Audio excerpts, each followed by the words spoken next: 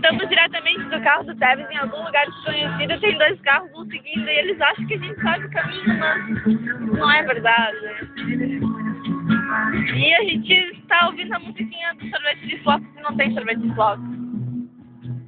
Trocaria um sorvete de flocos por você. Yeah.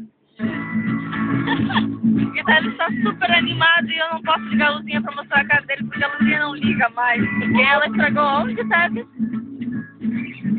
Ah, indo pro Guevé.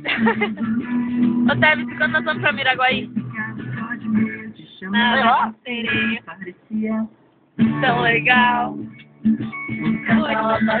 Oi, esses caras são muito pé da vida com a gente, porque...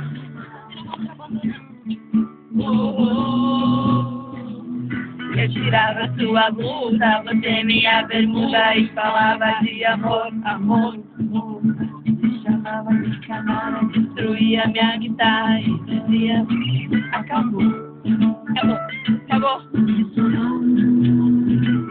Trocaria um sorvete de flocos por você. Yeah. Começou a não ter porque cantar mais alto. Porque você é fada. Você faz a parte do tio. E os 2 carinhas ainda estão nos seguindo. E aqui a música fica mais alta, eu acho. E nós já estamos andando a quantos quilômetros sem civilização? Hey, Orange! Opa, Barney.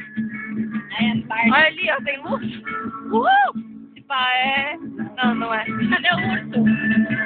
É, virou pra mim. Tem nada. Meu Deus. Filma ali. Meu ali.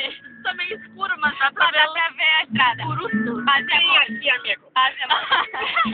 Vem aqui, amigo. Nunca foi estrupado.